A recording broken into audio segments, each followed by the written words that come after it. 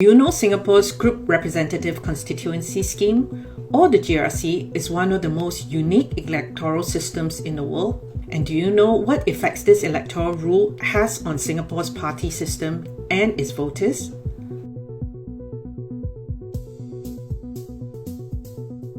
Hi, my name is Natina Tan, and I'm a political scientist, and I work on elections and party politics. In 1988, the PAP government introduced the GRC. This changed the 79 single seats based on first-past-the-post system to a mix of single and multi-member districts based on plurality party block vote rule. And fun fact, do you know where else in the world comes close to having an electoral system like Singapore's? In sub-Saharan Africa, Cameroon, Chad, Djibouti, and Senegal. These countries have a mix of single and mixed member districts. And in these African cases, the way which party block vote rule is used exaggerates the way votes translate to seats for the largest party. This creates high electoral disproportionality and landslide victory for the ruling party, just like in Singapore.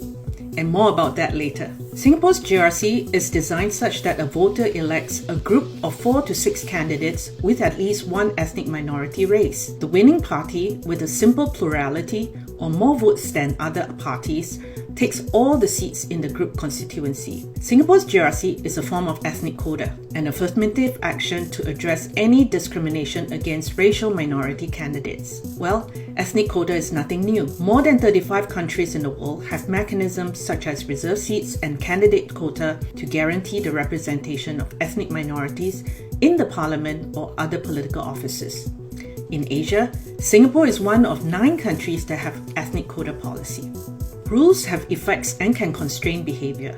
Similarly, electoral rules such as the GRC has what we call mechanical and psychological effects on parties and voters. While the mechanical effects refer to how the electoral rules affect how votes translates to seat shares, the psychological effects describe how parties and voters change their strategies in response to the mechanical effects. Since the GRC scheme was introduced in 1988, the effective number of parliamentary parties has been repressed, while the way which vote shares translate to seat shares has become more disproportional. The GRC scheme has a reductive effect on the number of parliamentary parties, despite having more contesting electoral parties. As the red line shows, while there are electoral parties earning popular votes after 1988, the number of parliamentary parties with seat shares shown by the green line has remained about the same. This shows that the GRC system underrepresents the contesting parties. This represses the effective number of parliamentary parties at 1.1, producing a supermajority government.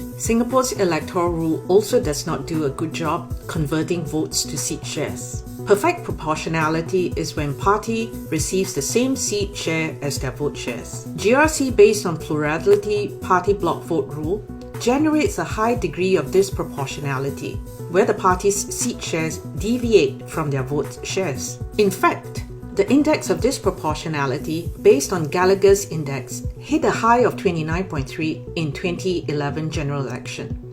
The high disproportionality shows that the largest party, or the PAP, is overrepresented in Parliament. Singapore now has the highest disproportionality in Asia, with an average of 22.1 compared to an average of 7.6 in the region. The GRC also asserts psychological effects on parties and voters. Well, it is difficult to assess the psychological effects, but what is clear is that for 3 elections after the GRC was introduced, the number of uncontested seats skyrocketed, hitting the high of 65.5% in 2001 general election. Based on the distribution of opposition vote shares across the island, Singapore voters are now shying away from smaller parties to avoid wasted vote. As voters only choose between parties rather than candidates under the GRC scheme, voters are drawn to bigger parties with clear party identity rather than vote based on the candidate or their traits. So, what does this mean for contesting parties and candidates? To be electable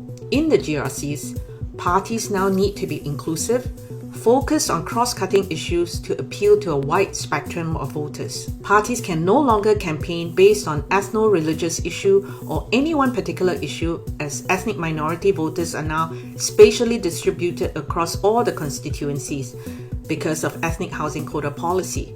Small parties now need to coordinate or form alliances to field candidates strategically to have any chance of being elected. In sum, Singapore's GRC scheme rewards larger established parties. The multi-member party block vote rule produces a small number of parliamentary parties and high electoral disproportionality. While this leads to supermajority, stable government, it is also less representative.